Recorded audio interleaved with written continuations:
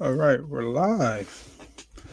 All right. I don't know if anyone's joining yet, but let's get to it. What's up, folks? Um, Welcome.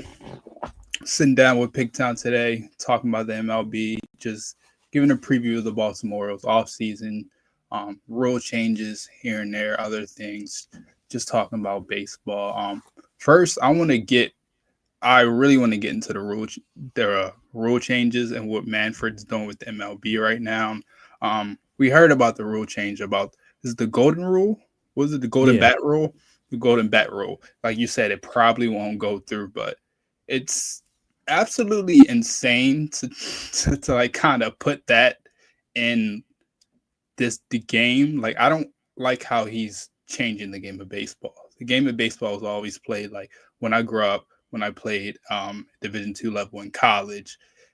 It was always about America's pastime. That's why the baseball is so much different than any other sport because it stuck always stuck the same. It was generic, everything about it. What are your views on the whole discussion and whatever is going on with it?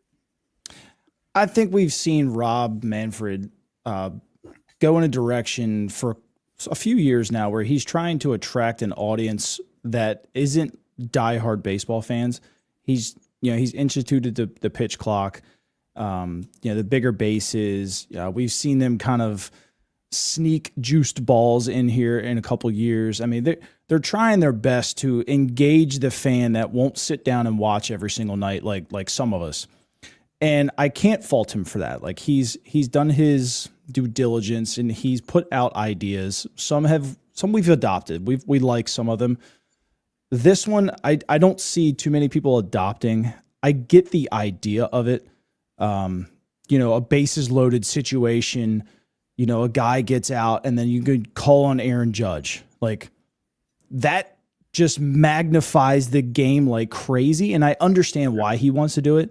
But in the same sense, too, like if you have bases loaded, no outs, and Aaron Judge strikes out, now you get to face Aaron Judge again. Like, and Right. at that point, it kind of takes away from the game. And it also takes away from like Kike Hernandez. Like if this rule would have been in place, the legend of Kike Hernandez in October would have never been made. Like the guy Exactly. just flat hits. And you'll take away from some of these younger guys. Like last year, like would have Jackson Holiday ever hit his first home run, right? In a bases loaded situation? Like probably would have pinch hit for him there. You take away special moments for other people, and that's why I don't think it's going to get passed. But I understand the idea behind it. Yeah. Me and Tyler actually on our podcast earlier this week, we had a college baseball player. And he was talking about all the rule changes and talked to Zach Fruit a couple months ago. He's just like the rule changes kind of getting out of hand. Like there's still like you have half of baseball players who like the pitch clock. You have the other half who just absolutely hate the pitch clock. Um, Yeah. I I'm not totally with it, but I'm not totally against it. I understand it speeds up the game, helps the viewers because that's what the Manfred's trying to do. He's trying to Yep. keep people more engaged in the game of baseball. But just too many rules at too many different times. Like it's cool for one off season, but if you're going to go into every MLB off season with a new rule trying to change the game of baseball, it's just going to make the old fans mad, and it's going to make I think the newer people that are trying to get engaged with baseball, it's just going to confuse them. So I hope they don't go in that direction, but that's just another talk for a different story. I just want to talk a little bit about free agents too. Um, let's start off with Anthony Santander. The growing belief, I just don't. I'm not seeing that he returns back as an Oriole I as don't of right either. now. I don't. I just I can't picture this team going out and not getting an ace level pitcher, even though we haven't seen a lot of reports. It's been the past 2 weeks. What has it been? The Red Sox, Yankees, Mets. It's been constantly as every day. It's been the Red Sox. Either it's Max Fried, Roki Sasaki, Corbin Burns, and now Juan Soto. It's seeming like the Red Sox are starting to gain interest. Um, I just don't know where Santanter's go. I had him at going to the Nationals. I think that could be a good fit for him, especially what they need in the place. But the Mariners could also be a good fit for him. I think the Mariners need a guy, and they're not willing to trade George Kirby or Gilbert or any of those top rotation guys to bring in another free agent or trade piece. Yeah, Seattle's kind of interesting because their owner pretty much came out and said we have about $16 million to spend this year. So they don't even have any money to really go and get a top line of the bat. And so, I mean, they asked Philadelphia today about Alec Bohm, and they flat out said, we want Logan Gilbert. Like, and I got in an argument last week with Seattle fans when they were talking about trading for Jordan Westburg. Like, oh, yeah, you don't have a guy good enough for Westburg. And it's not that their pitchers aren't good enough. It's just we value Westburg a lot higher to give him up for even for Logan Gilbert. I feel like he's in the long-term plans, and it would take somebody at the level of Paul Skeens to pry Jordan Westburg away from this organization. But I think you can take Seattle out of play for Santander too. They don't want to spend money. Their owner, I don't understand it. He just doesn't want to spend money this offseason. This is fine for us. I mean, we're in the same division or same league. The Nationals are in play. I could see the Phillies being in play, the Mets, the Yankees, obviously, Toronto. Whoever misses out on Soto, I think is going to try and overpay for someone. And the two guys that really ring my bell are Santander and Jock Peterson. It depends on who is going to get overpaid in the sense of, okay, can I give Peterson 23 for 1 year where Santander wants, 20-ish for 4 or 5 years? Like, it's going to come down to who they want to pay. Somebody's going to get overpaid. It's just going to be the 1 year deal, the 2 year deal, or the 4 or 5 year deal. I don't see the Orioles matching any price that Santander is going to get offered because someone out there is going to get extremely desperate when they miss out on Soto. Might even be the Red Sox. Like, in their eyes, they've already signed Soto. In their eyes, and their PR. I don't see him signing with the Red Sox. Yeah. But in that case, like at that point, you become your oh shit moment, and now I've got to go overpay somebody to please the fans. There's almost zero chance Santander comes back here. And if he does, it's going to be at Mike Elias's price. I can promise you that.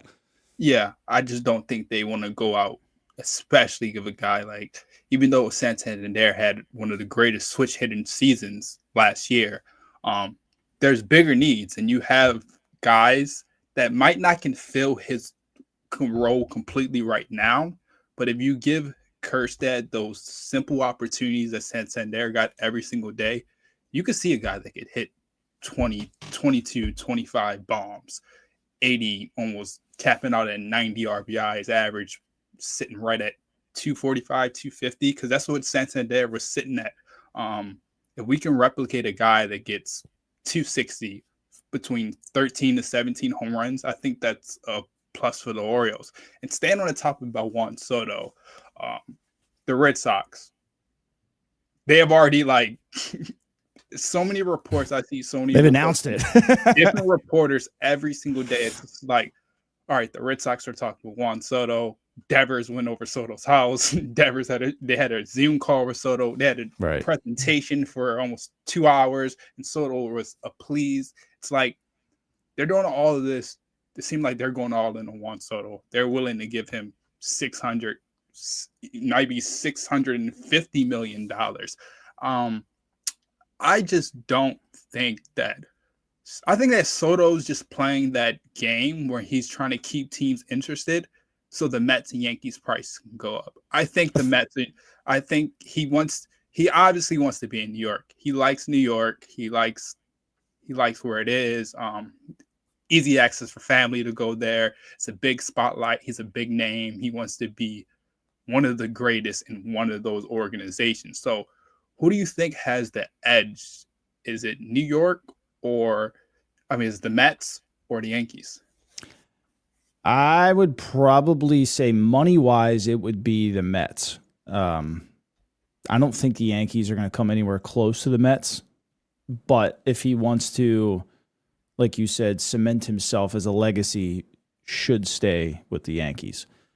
The whole Boston stuff, it really wouldn't shock me if this is Scott Boras.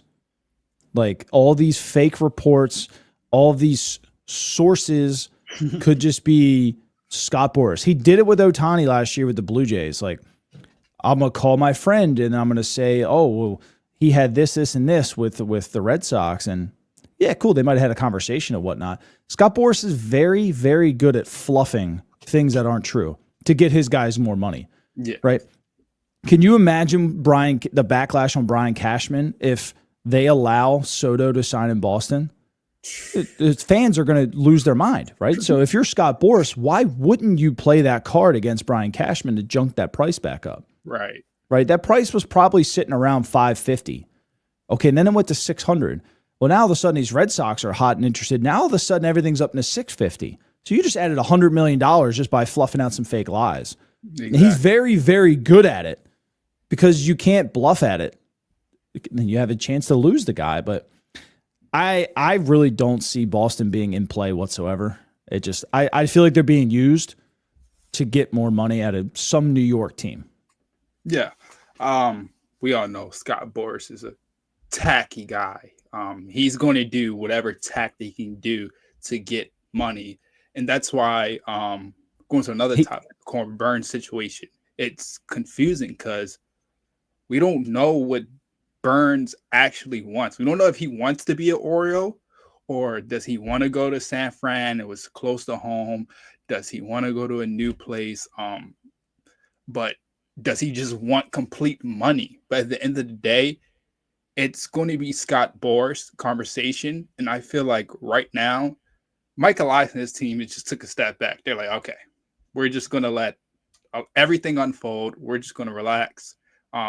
If Corbin wants to be an Oriole, he know he can call us. Like, that's the simple thing. Like, we're staying connected with Boras, but they're familiar with Boras, Jackson Holiday, other guys on that team, Gunnar Henderson, all under Scott Boras.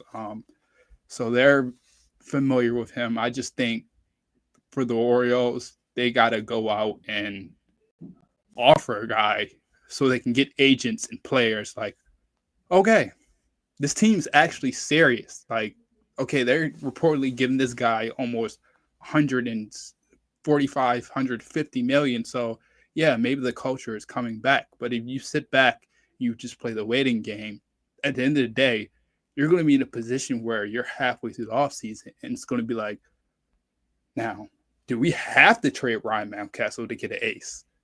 Now, is that ace going to be someone who comes in and is a 1 at the start and then drops all the way down to a 3 when Bradish, if he returns? Because at this point, I don't think Bradish is coming back. People don't realize recovering from Tommy John surgery. Shane Bieber is not even set to come back until July, maybe August. And his injury was way before Bradish's. He got his surgery and he started his rehab process way before. So where do you think the Orioles are in like the Burnes situation and that fiasco right now? It almost, I kind of feel like it's like the Ray Lewis situation years ago when they were like, hey, obviously we want you. We're not going to overpay though. Go get your best offer. And then just let me know what it is. And I think Boras has a little bit more respect for the Orioles now than what he ever used to. He never would deal with the Orioles, ever. I bet you he probably wouldn't even pick the phone up when John Angelos would call. So a different change of the guard here is a good thing for the Orioles. He's been in Baltimore more than he ever has. So I feel like it's fair for the Orioles to say, hey, go get your best offer and we'll see what we can do. I don't see them trying to set the market. I don't see them going and saying, hey, we know you want to make more money than Blake Snell. Here it is. Here's 37. The Orioles aren't that kind of team. I don't know if Corbin Burnes is even going to get that kind of money. He's probably asking for it, though. But if they say, hey, go out to San Francisco, okay, they offer you 32. We'll give you 34, right? Because the taxes are a little bit different here. They're a little less. You know, that $2 million, that kind of turns into about $5 million with taxes and stuff, you know. So that's what they're going to look at, right? They can't just throw a number out like they did with Chris Davis and set the market so high. No one else was even remotely close to that number, because then you just look foolish if it doesn't work out. But I think that's probably the route they're going to go. And they're going to say, hey, Go get it. And then we are going to also talk to Max Fried, because if we can't, we can't leave our team behind here, but this is the number we probably have in mind for him.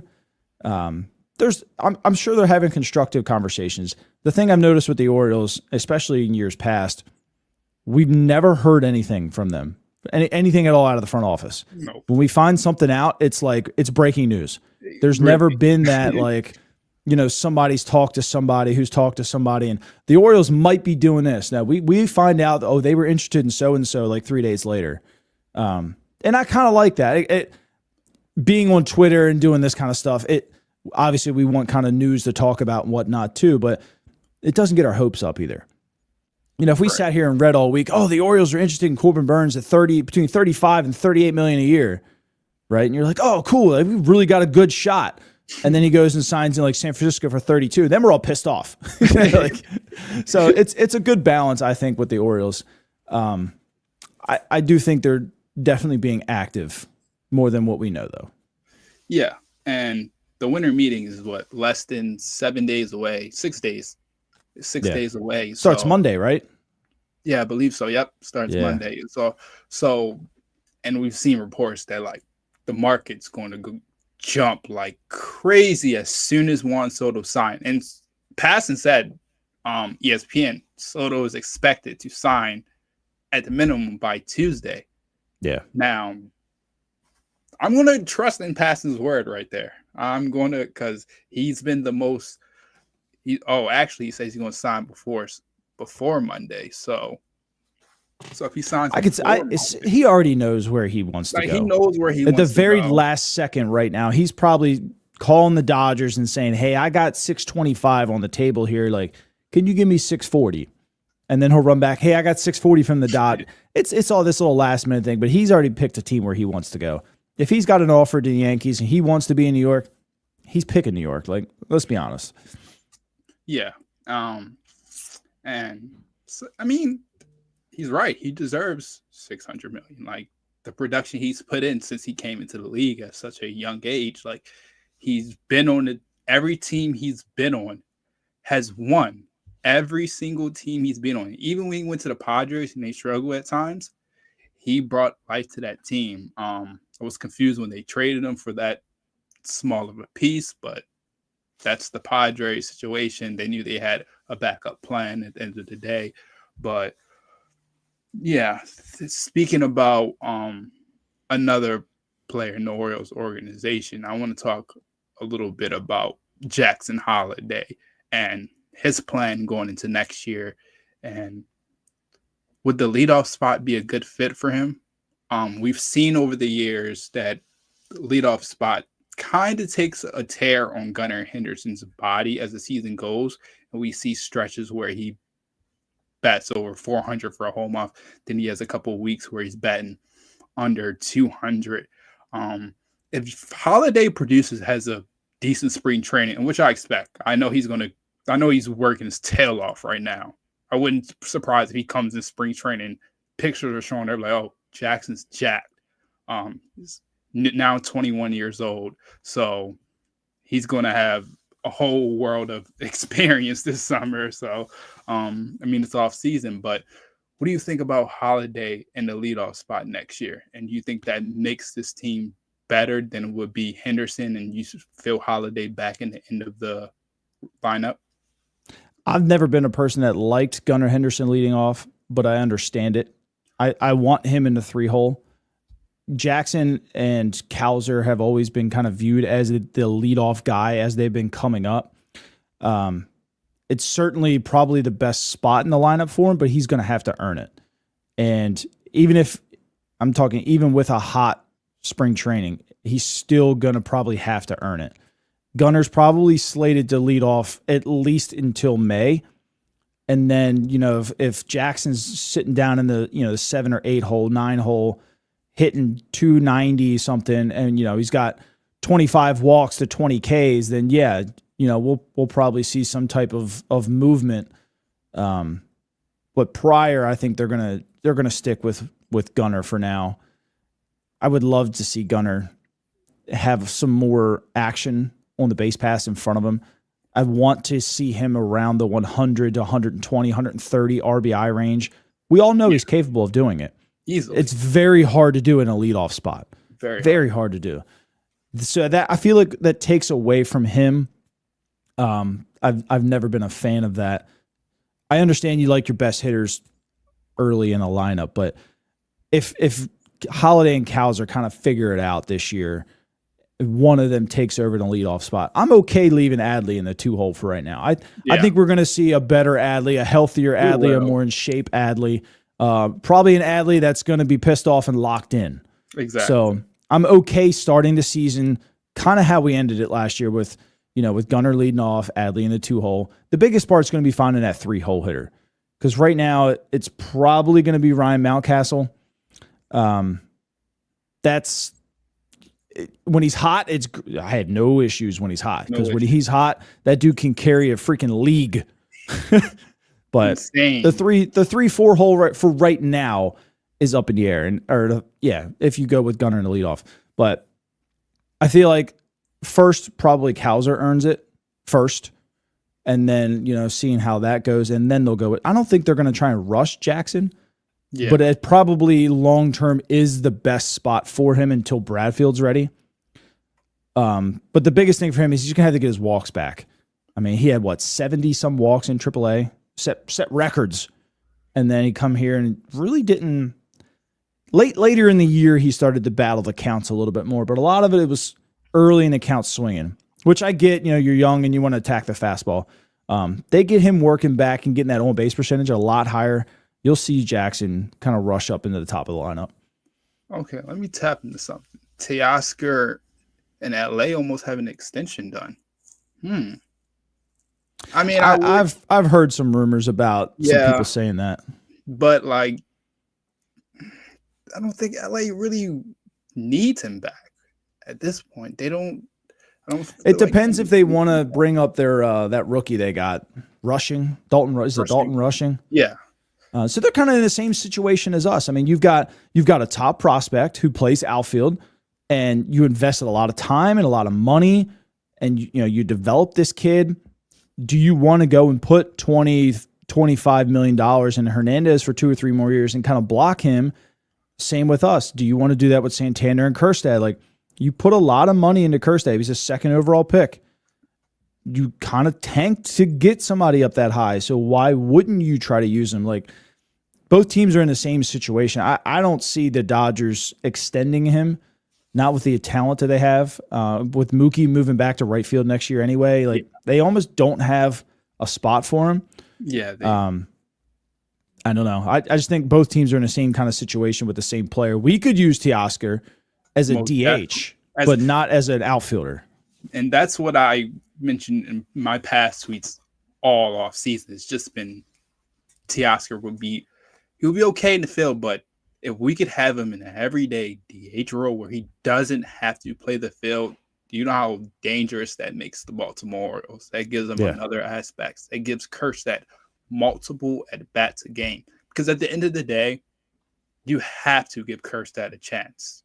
I don't think they're not – if they didn't trade him last year when they had deals on the table, when they could have got Schoolball from Detroit by throwing in Kjerstad and a couple other picks, not including Holiday, then they're obviously all in on Kjerstad. They expect him to be an everyday player soon. Let's not forget, like you said, we have Enrique. Cedric Mullins is currently he's on that way. He's on that way to progressing out. He's getting older. It's a big year for him, honestly. I mean, he's what, he'll be 30 this year, or already is 30, going into the final year of his contract. This will be the only contract he gets in his lifetime, right? So he's got to show out prior, whether that contract's back here again next year or for somebody else. He's got to put it together right now, and it's got to be early out of the gate. I mean, if he comes out and kind of flirts with 230, 240 again, his playing days in the major leagues are going to go by the wayside pretty quickly. Because now you're not going to invest in a 32-year-old outfielder the next year to be your starter who's only hitting 230. So he's got a lot to prove, and hopefully that translates to the field, right? We can get him back into that 260, 270 range where he's driving in 80 RBIs and stuff. It's a big year for him. I'm excited to see how that kind of pans out. I want him to do well, even though we have so much behind him. It's ridiculous. So much, like, and we haven't even mentioned Vance Honeycutt, who's going to be special. I think he might be the best out of all of them. Just from Vern is going to be really good too. Like, they have so much talent. They have so many prospects that are not even ranked high, that most people don't even know. That I think this year they're going to hit that break when they're either with the Iron Birds or down in Delmarva. They're obviously going to reach that prospect ranking, but everyone assumes the Orioles are looking to be spenders. I'll touch on that. So when we looked at the Orioles between 12 and 17, right, they were the top 10 spending team in baseball, and that was under the Angeloses. I mean, They sat between that 150 to 160 million salary. We're already at 100. So I don't expect us to see us surpassing 150, 160. But you can get a lot of quality players in that 50 to 60 million dollar range. And I think that's what kind of put Soto out of it. It's the first year that Rubenstein's had some money, right? He's gonna spend a little bit, 50 to 60 million probably. But then next year, if you do well, he makes, revenue comes in, more butts are in the seats, more concessions are stole. Okay, now that probably bumps up to like 70 to 80. So a lot of it's on us after he spends a little bit this year. I don't think that he's going to come out and just, spend $20 million. Like, I think at that point, baseball will be like, you guys are idiots. Like, here's your floor. You must spend this money, or we're taking your money away. They're going to spend money. It's just, they're not going to just throw it out there, a giant contract like we did with Ubaldo Jimenez, Chris Davis kind of thing. They're going to find a value. Yeah, they're going to find a value, and they'll pay a good price for it, but they're not going to overpay. And I'm okay with that. The Ravens operate the same way, right? There's guys that they could go out there and throw money at. Now, they did it with Marcus Williams, and it failed. But for the most part, they operate over a good player at a good price. And if Mike Elias operates the same way, I have no issues with that, because there's a lot of good players out there. Yeah. Do we want Max Fried? Yeah, obviously. Yeah, obviously everybody wants Max Fried. I wanted Blake Snell. You see what happened. Like, you never know. Like, things are. I did not expect Blake Snell to get $36 million a year. I didn't. I was thinking 28 to maybe 30. I did not expect, but the Dodgers said, you know what? I don't know if the Dodgers was like, hey, you know what? We're going to throw a little dirt on the Padres owner right here. Yeah. I'm going to come in and want to take them because we have the money. We could do whatever we want. At the end of the day, in 20 years, when we already have 5 more rings, that money's not going to matter because we're going to have triple the amount. So, they make like $600 million a year in revenue. Like, it doesn't matter to them at all. It doesn't matter. As long as LA standing, as long as the Lakers and Dodgers are standing, doesn't matter their record, how good they're playing. People are going to pay to go. People are going to invest in them. And that's what sucks for smaller market teams like the Orioles and the Padres. I mean, not the Padres, but the Pirates and Tigers, all these teams that have. The Padres are a small market team. They just don't mind to spend it. Right. Have so many small market, limited fan bases, but it's just like, we don't live in LA. We're not. The West Coast is completely different than the East Coast, except for if you're the New York Yankees, who's a franchise that's basically in New York. Yeah. Yeah.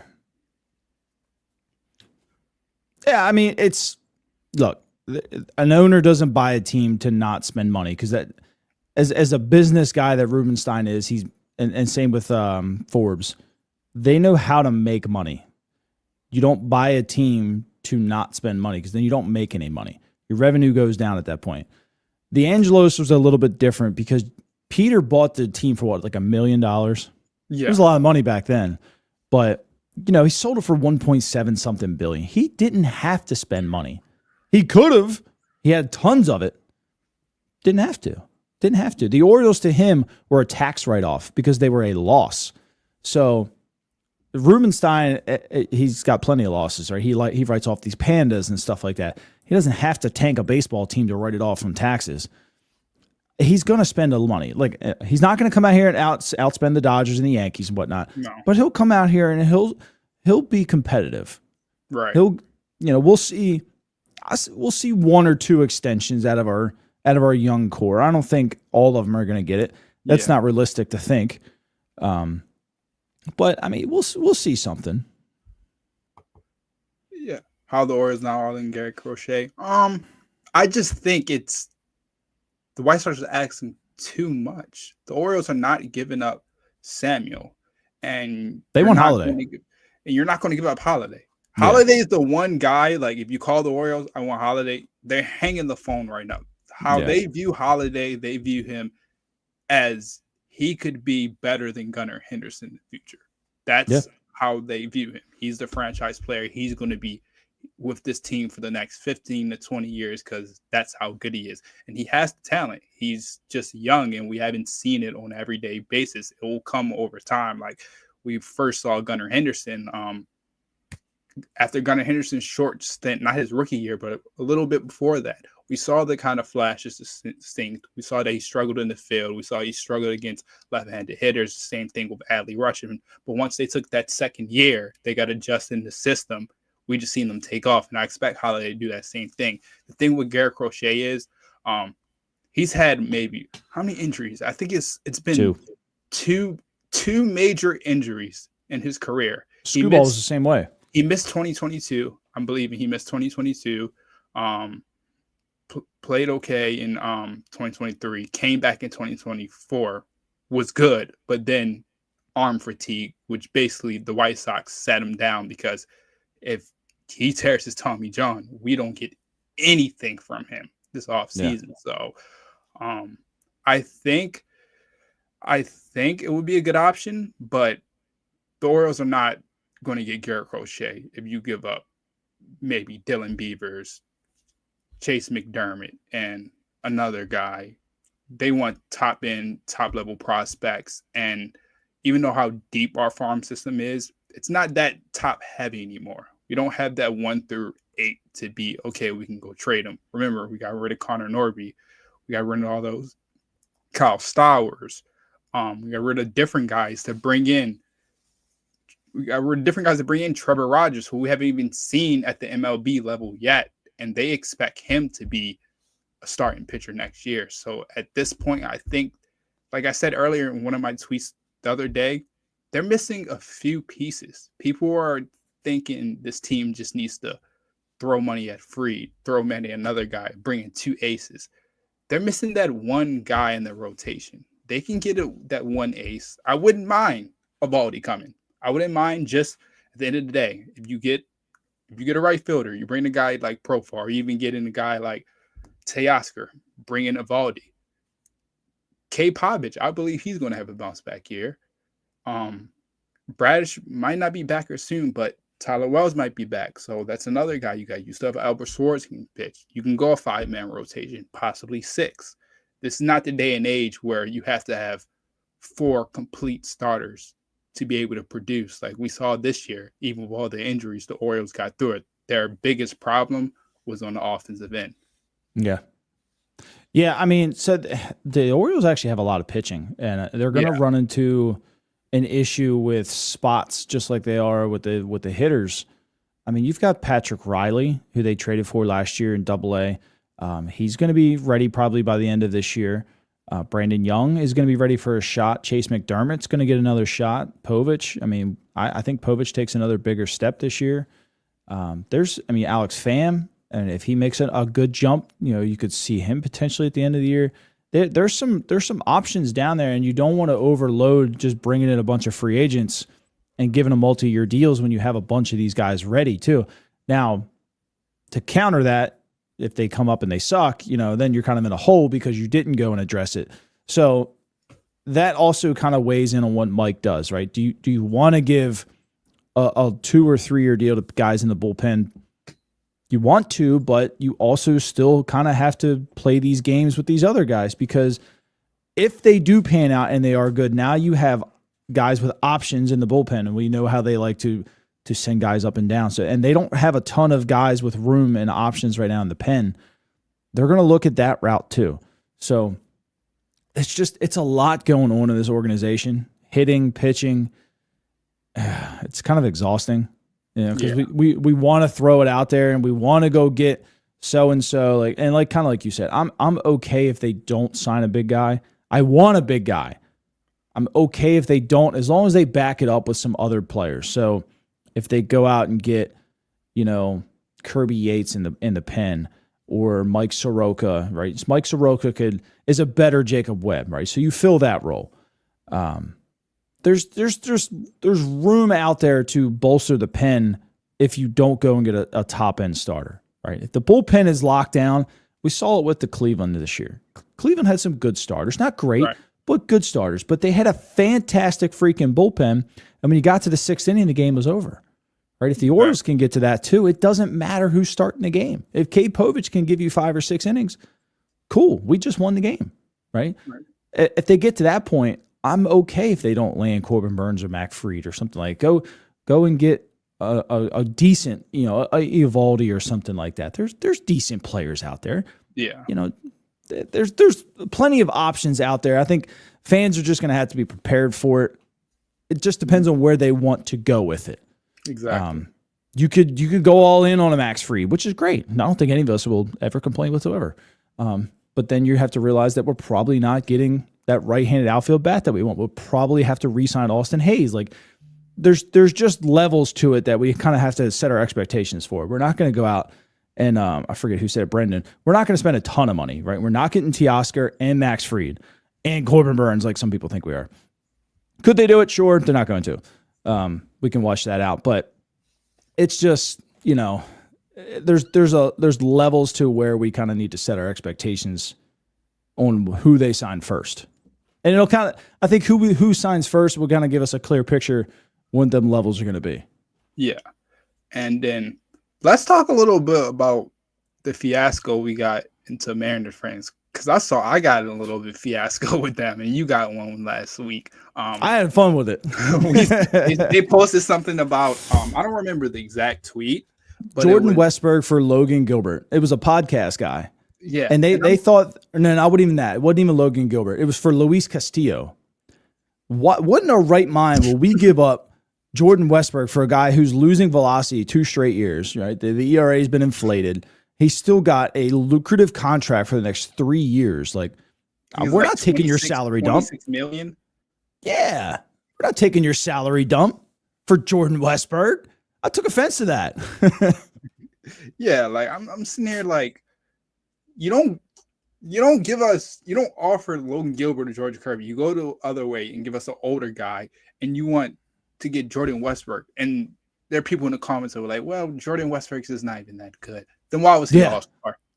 Was he All-Star? If you look at his splits late in game, one of the best clutch hitters in MLB. Like, you can go to his baseball reference page. Every single time when his name was called, he's produced. That's why he was an All-Star. That's why he was viewed as that guy. And if it wasn't for him getting hurt, he would have probably walked away with some type of award. Yeah, I mean, he hit 18 home runs and 63 RBIs and missed 55 games. So, I mean, you could have bet that he would have hit 20 home runs. He probably would have had at least 70 RBIs. That's a damn good season. Right. And that would have been like the second or third best hitter on Seattle. So you can give me that whole, we only had a 2.4 WAR crap all you want. He missed 55 games and he was still better than 7 other guys in your lineup. I'm sorry. Yeah, we forgot about injuries. I mean, yes and no. And the injuries that happened last year, that was kind of like, I wouldn't say a freak accidents, but the path that they went on, it won't happen again. I just think those guys lucked out bad. Looking at, I think we knew about obviously we knew about Bradish. Yeah, we knew Bradish. He just wasn't. I think they had a lot of doctors probably look at that prior, and they probably all were in agreement that he is okay to make it through the year, right? And that's why they probably didn't go out and sign anybody. I mean, coming into spring training, we had 11 starting pitchers.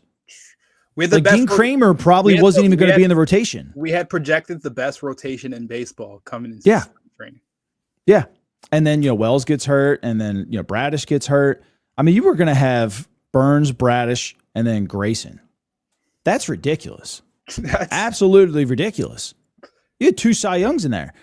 And I guarantee you they had doctors look at that elbow. Wells they didn't know about at all. Yeah. A freak injury kind of thing. It's not like they – and I was listening to the radio, and they were kind of blasting like, oh, they didn't do enough in spring to kind of combat this. No, they had 11 guys for a 5-man rotation, and it came away with only 3 at the end of the year. Like only 3 were still standing out of 11.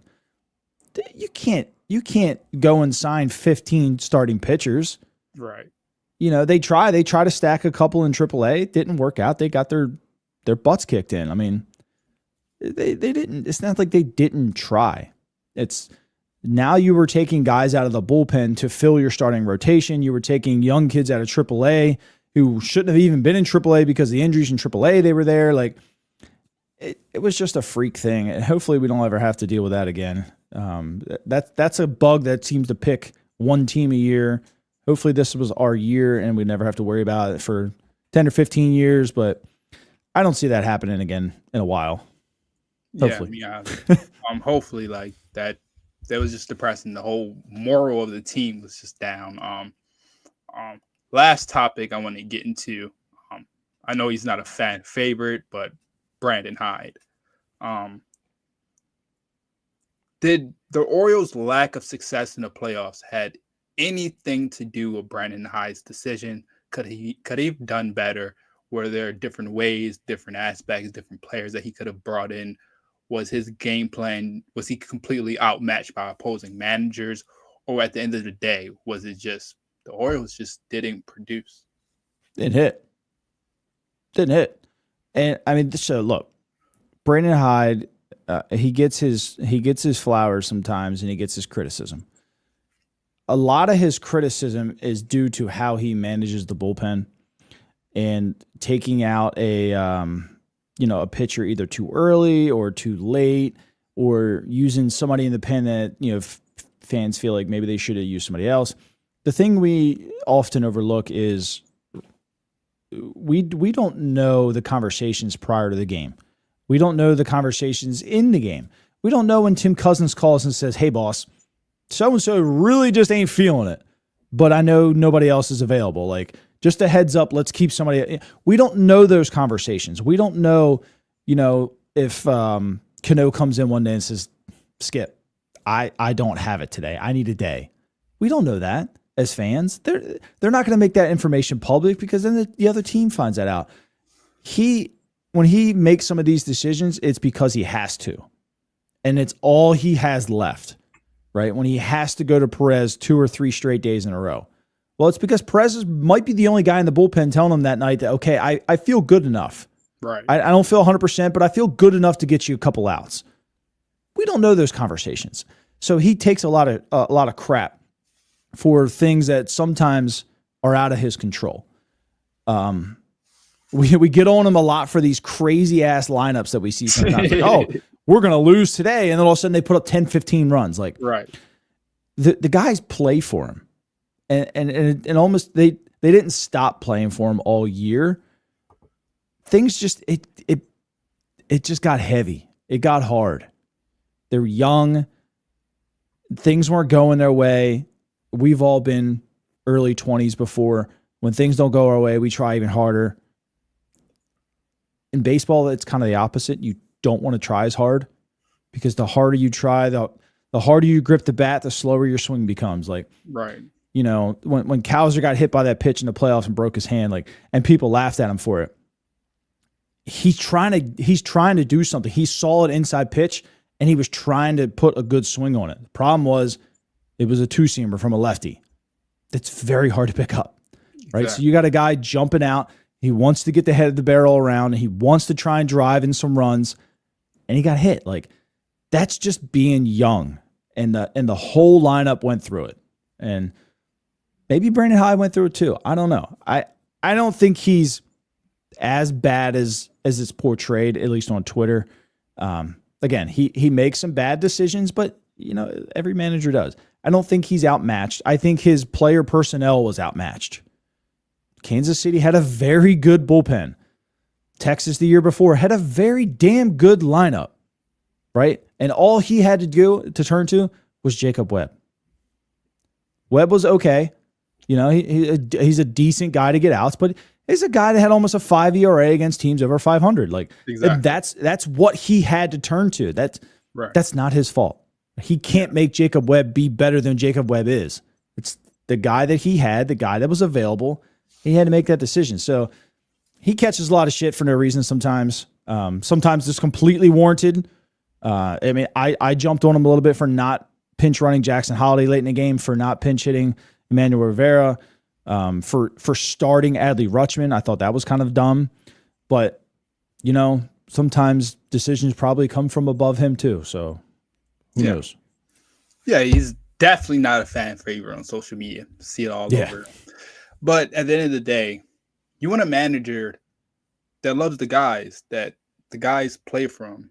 You never hear anything bad. Like, the guys put it on themselves. After the playoffs, Henderson, Adley, they all stepped up, said, Cedric, he said it was on us.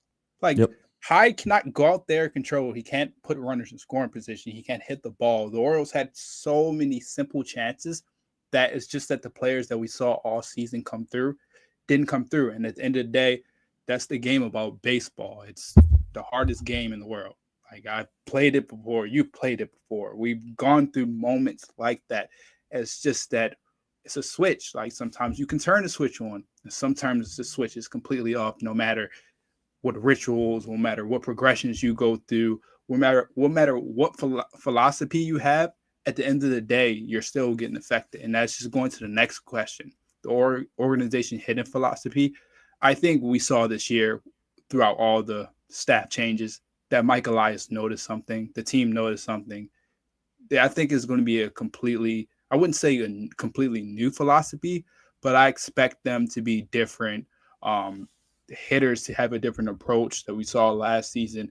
The beginning of the year, the Orioles were taking they were patient. They were very patient at the beginning of the year. And that's what drove them to success. At the end of the year, when the injuries started to pile up, the lineup started to change. You could see Gunnar was pushing it.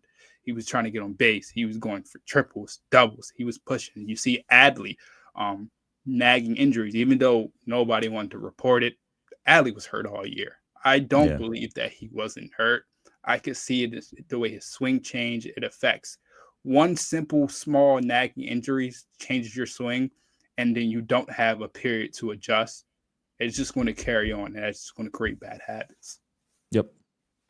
Yeah, and I mean, you can see he put on. I mean, I'm not trying to be mean about it. He put on a little bit of weight, and that could have contributed to a hand injury. Right? You can't grip things correctly to lift properly.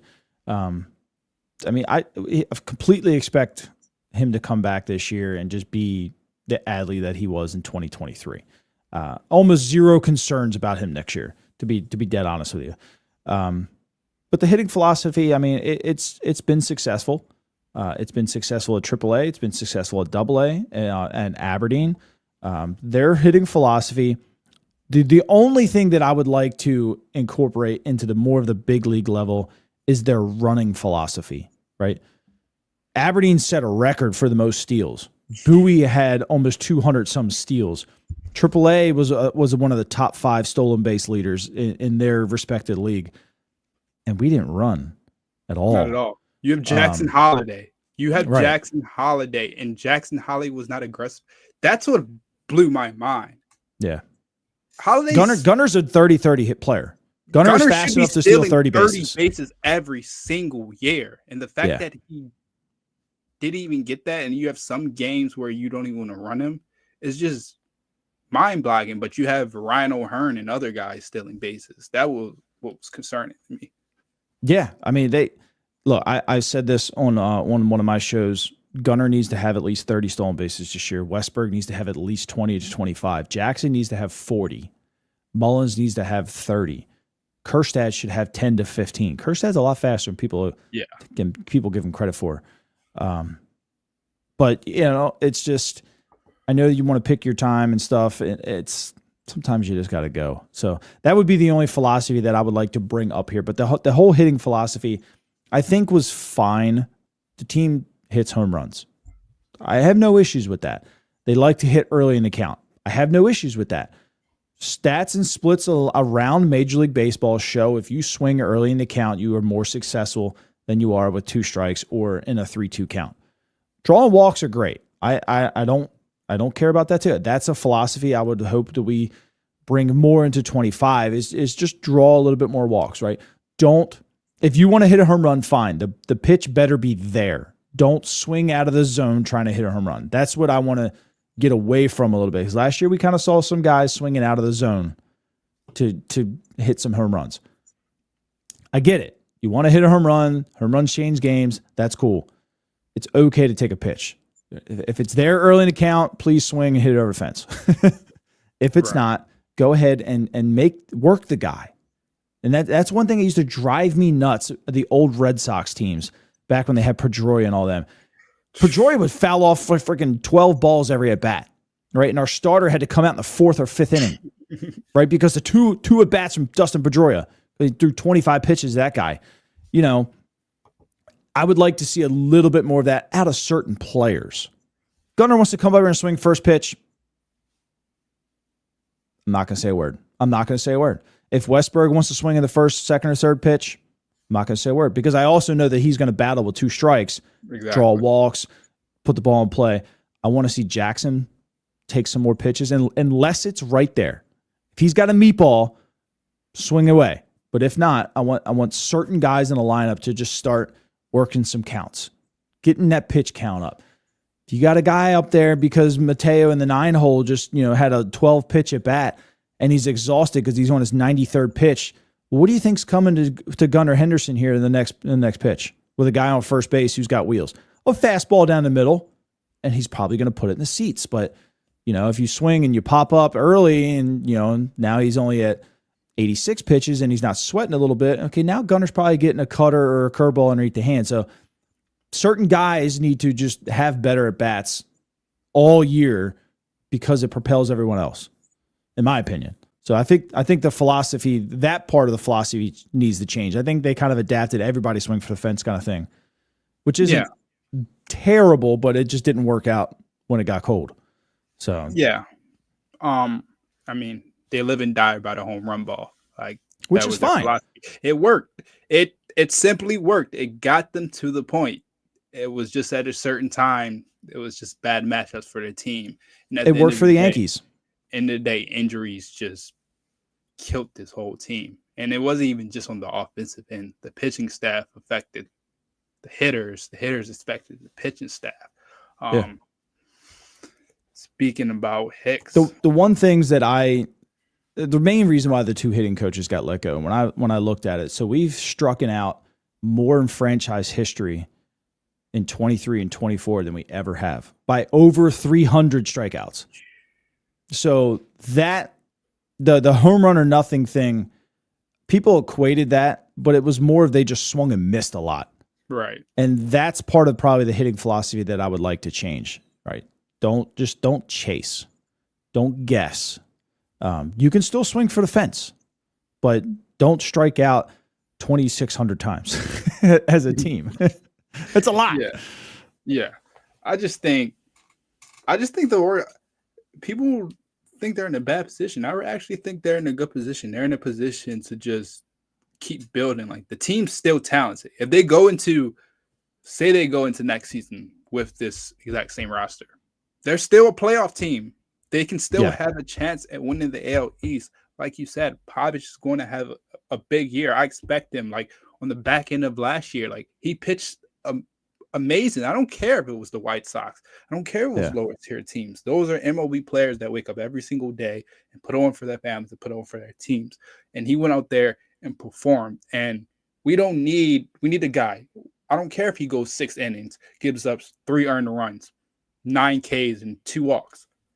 I would never complain that out of my 4 or 5. Every single start. I'll take that every single start because that's an amazing start, especially in this day's age of MLB and how the hitters are, how ultra aggressive the hitters are.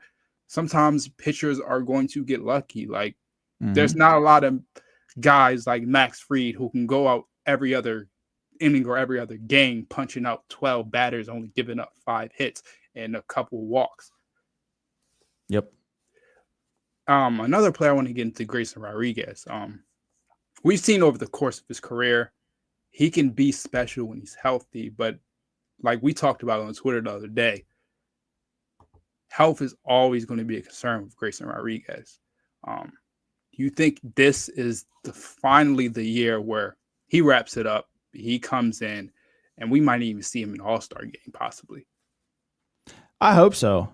I mean, he had high expectations. I wouldn't say he hasn't lived up to it yet, but he hasn't taken the step yet. And last year with Corbin and even getting Eflin in there, you like you said, you've seen glimpses, and then we've seen the glimpse where he just couldn't keep the ball in the park or he couldn't stop walking guys. Him building on consistency is the biggest thing for him. Consistently making starts, so staying healthy, and just consistently having good outings. I want him to take that jump. He has all-star potential in that arm. The stuff moves a lot. Where I think when he gets himself into troubles when he gets fastball happy. Yeah. And he wants to blow the fastball by everybody. The fastball nowadays is like a tool, right? It's a specialty tool. You don't lead with it anymore. Some guys can, but Grayson's not throwing 99, 100 anymore. No. I wouldn't lead with the fastball. His fastball's kind of flat. And that's where he gets in trouble, is when he leaves it out in the middle of the plate and he doesn't locate, it gets hammered because it's flat. It doesn't have that late movement that, okay, I made a mistake, but a guy still can't square it up because it just moved 4 inches in the last 6 feet, you know? If he developed that, that's what's going to put him over the hump. But I feel like his game is just throw gas. I mean, he's the gas man. Just throw it right down the middle, throw it as hard as I can. But the problem is when he misses, it's dead flat, and they're big leaguers. They're not missing. So it's consistency for him. Consistently hit your corners, consistently locate your off speed. If you can locate your off speed, you can get away with a flat fastball because there's just too much for them to think about.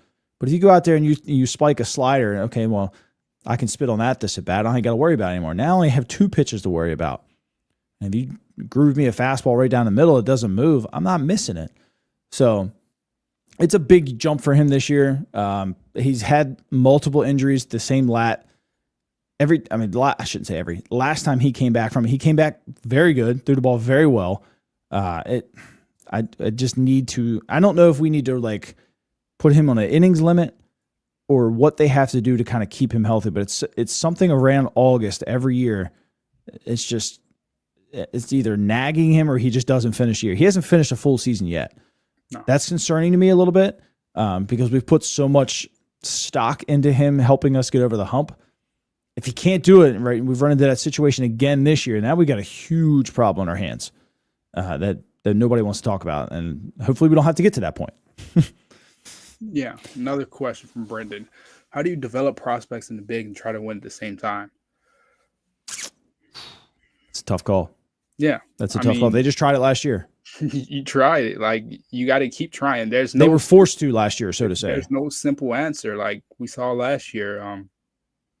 We literally forced Pavich in that role. Like we pushed him. It was like, okay, let's go. We pushed Mayo, and they obviously knew Mayo wasn't ready. They obviously knew Kobe had a lot to learn, but they wanted him to get that experience and kind of, as bad as it sounds, but get that failure so that he goes back down there with simple fire. He comes back in spring training firing, because every prospect we see, Kjerstad,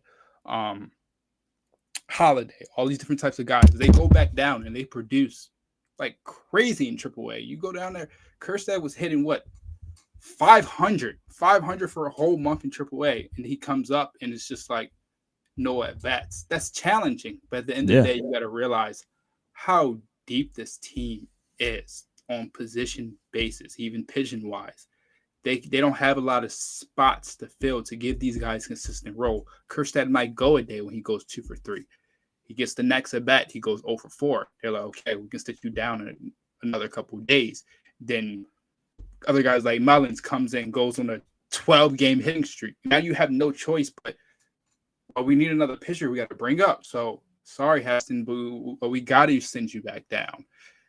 So like at the end of the day, it's kind of hard at developing pitchers when you're developing prospects when you're such a good organization positionally wise. That's why you see all these other teams like the Indians, the Guardians, not even the Indians anymore. I can't say that. The Guardians, the Pirates. You see these young teams that have prospects and they just consistently get better every day because they don't have big roles in every single position. Yeah. Yeah, it's not easy. You have to find a balance, and you can't bring too many of them up as once. I mean, last year, Kowser was a rookie. Westberg was not technically a rookie, but he kind of was sitting only around 160 at bats, so you didn't know what you're bringing out of that. And then you had to deal with Holiday was kind of forced into a role when Westberg got hurt. Mayo forced his hand to come up. Yeah. The guy was blazing hot, right? They knew they didn't have room for him, but I mean, he forced the hand, and they wanted to see what they had. They had across the board. It was just a lot of young guys. When Kjerstad got his shots, when Norby kind of came up, it's really hard to just sit a guy down. I mean, as good as Mullins is as a player, even when he was struggling, you can't just look at him and say, "Hey, like you suck. We're going to go with the young guy." Because cool, the young guys might be hot for 10 games, but I mean, we saw it. Like that what Kowser went through last year is a normal rookie season. You're going to get hot 10, 15 games, and you're going to suck for 25 or 30 of them after that. Right. Because teams figure you out. And that's where Mullins and some of the other guys like with Urias and stuff, that's why they're so valuable, because they've already learned that. They've learned how people want to attack them. They've learned how they can get better and stuff like that. When you have multiple dudes trying to learn that all at once, that's hard on a baseball team. That's hard. Even if they are good, you got to pick and choose who you want to put that time into to take those lumps. And you could trade a few. You could. Yeah. The problem is there's still so many other guys behind them. Yeah. I mean, our catching situation is incredible. I mean, you got Samuel, and Creed's not far behind him. Creed's only 21. So Sam's 20, and Creed's only 21. And both of them hit the living cover off the ball. And then after that, the guy they drafted this year. Are hunting for catchers. They're hunting for catchers. Yeah, Creed, I think, is gonna fetch us a good bullpen arm this year. Yeah. Not that I want him to go, and I bet you the Orioles don't either, but someone out there is going to say, I need a catcher bad. Here is my eighth inning guy, or here's my closer. It's going to get that part. No. I don't know about that. I don't know about Gary. Gary's lead pass is fine. Gary might be a fan favorite, but I'll take Danny Jansen for 2 years. Yeah. Because you can just cut him later. Gary sucks defensively, and as a defensive or as a backup catcher, you typically they're more your defensive guy. Your starters typically your better hitter. They're still probably good defensively, but usually your backup guy is like the defensive wizard, or they have a crazy strong arm, or they're very, very good at calling a game. Gary's got none of that. He's got a good bat still. I don't even think it would anger Yankees fans anymore. They'd probably laugh at us. They hate Gary. Yeah, they absolutely hate Gary. He started hot with Milwaukee last year, and then it just kind of just fell off face of earth again. I remember for like a month, everyone was like, "Oh, Gary Sanchez is back! Wow!" Yeah, I thought he retired. then I didn't hear a single peep about him for the rest of the season. The only thing I saw is him striking out, and Brewers fans on the timeline like, "Get this man, DFA him, get him off my team. I don't want to see him." And that's the problem you have as Manny Grandal. I wouldn't hate it. He brings a lot of experience. He can't hit at all. I mean, I posted it earlier. I mean, with Kyle, I mean, I have to say his last name, Hishikawa or something like that. What he got, 6.5, $7 million a year. That's a lot for a backup catcher. Granted, he did hit 17 home runs. That'll probably still translate in Texas. Ball flies. I think that's very comparable to what James McCann will get. I think McCann will probably, looking at that contract now, McCann will get 5, maybe 5.5 now, which I think is doable for the Orioles for 1 year if he wants to take a 1-year deal. Yeah. He had a good year, right? I think he'll take a 1-year deal. Yeah, I think if another team offers him higher, he'll come back to Baltimore just about the culture he was helped building and everything. I just think I would love to have James McCann back. I would love to. Like, that's another worry that we don't have to. That's another guy in the clubhouse who's going to keep everyone together and who's going to stay on top of Adley Rutschman all year. And that's what we need. We need another veteran guy. We got to keep bringing in veterans because this team is only getting younger and younger by the year. Right. Blake Hunt, Blake's good.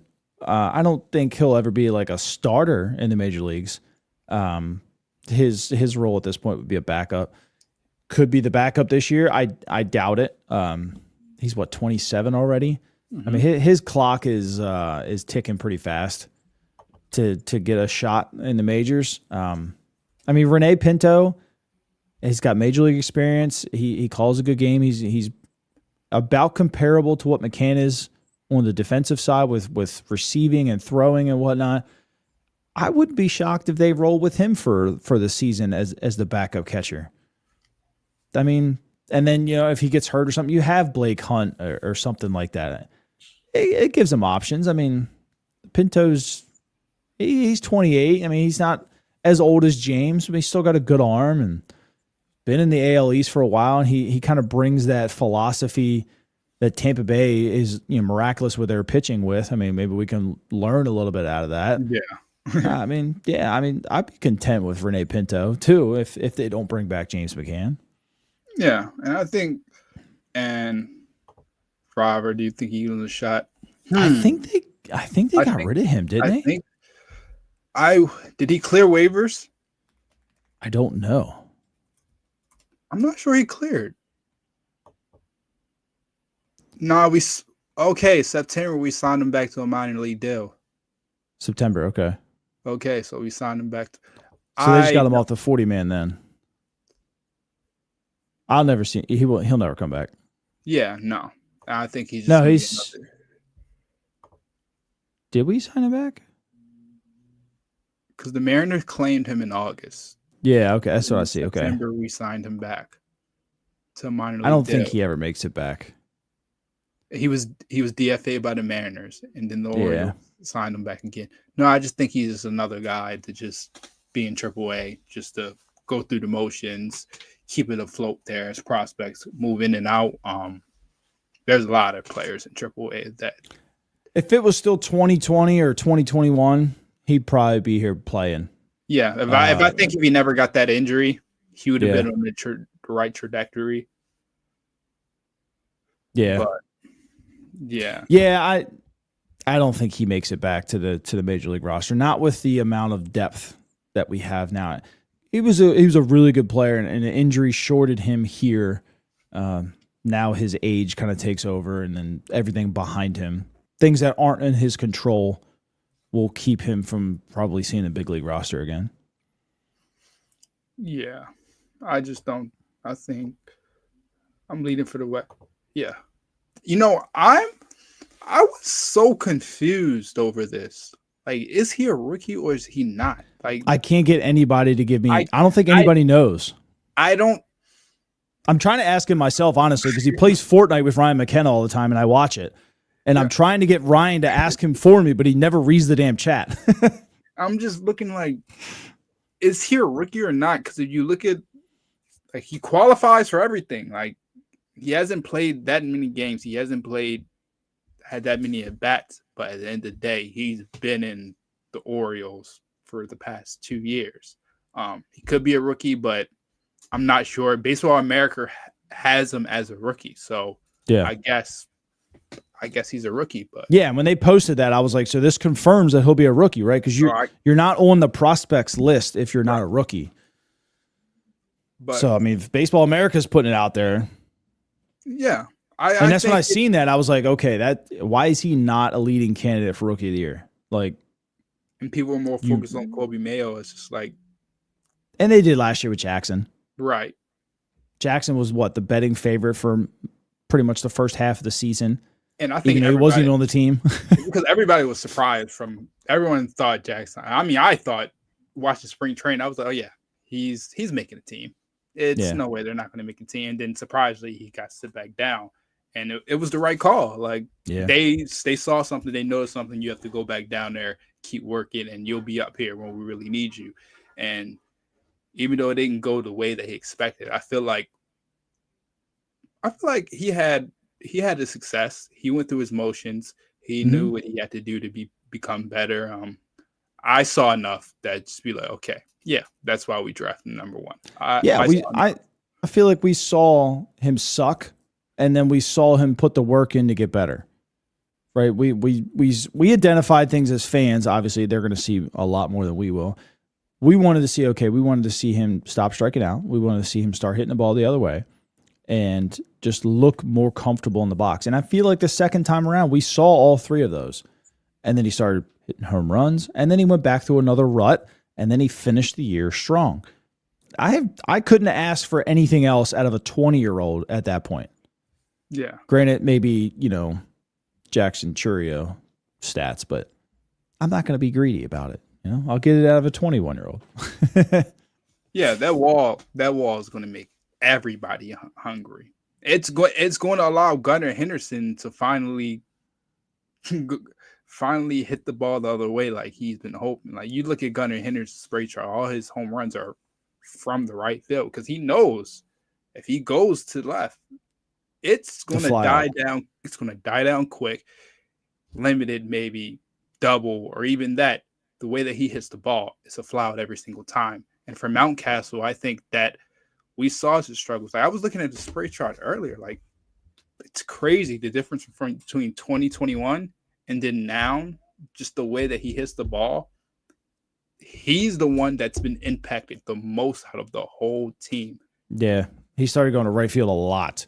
I want to say he was the number one first baseman in the league at hitting the ball to right field. Or opposite field, I'm sorry. So opposite field. So he was at it was like 30, it was 30, above 35% of the time he was going the other way, which, hey, his RBI totals went up and stuff, which was cool, but you want to see him drive the ball. 13 home runs for a first baseman. And what's crazy is he hit 8 of them at home, even with the wall. Yeah. So he only hit 5 on the road, which that concerned me a little bit. Yeah, most definitely no more Gleyber to terrorize the wall. Maybe. He might end up in Toronto.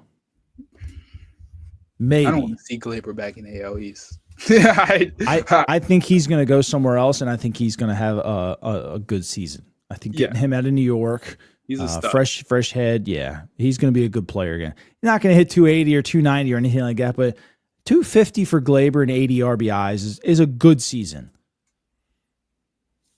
All right, and the last one before we get out of here. Orioles over or under, say, 86 wins next year. Over. I give him 93. I feel like they're gonna shore up the bullpen a little bit. We're gonna get some better seasons out of Westberg. I think Gunnar will probably have a consistent season, to what he had this year. You're gonna get a better Cowser with runners in scoring position. We're gonna get a healthy Adley Rutschman. Some of the pitching will be a little healthier. You get Felix back. I would hope for 93 wins. I mean, this team won 100 games in 23, and I feel like at this point now they're older, they're more mature, they're better baseball players at this point too. So 93 should be the bar in my opinion. Yeah, I got them right at the 90 through 92 range. I think I think they're going to be at a point where um they're going to be good this year. 110, Right. Joe. Last question. Let's get it. Yankee, how do y'all feel about the young Yankees farm? I Well, they're haven't not. heard much hype of it. It's not that good at all. Like Spencer Jones, and that's it. I think. And Spencer Jones is reaching grandpa status, and he still hasn't touched the league. Yeah. Well, he strikes out over 40% of the time. And it's not even. I mean, I'm looking at the Red Sox farm system, and it's just like, Marcel Mayer is pretty good. Roman Anthony. I want to see what Anthony is about. I've seen so many reports about him. So many. He kind of reminds me of who was it that they signed? They gave a shit ton of money to, and he sucked. Bobby Dahlbeck. No, not him. He's one of them. It was Yo Makata. Yoan Moncada. You remember him? Before he went to the White Sox, he was with the Red Sox. They talked him up so much, and I want to say his first 5 games, he just demolished the ball, and then we heard nothing. But yeah, I mean, they still have a good system. Tampa still got a good system. Yankees, I've seen them ranked top 10. I don't know essentially why, but if they do, hey, good for them. I don't know. They don't get that first round pick. That sucks for them. Yeah.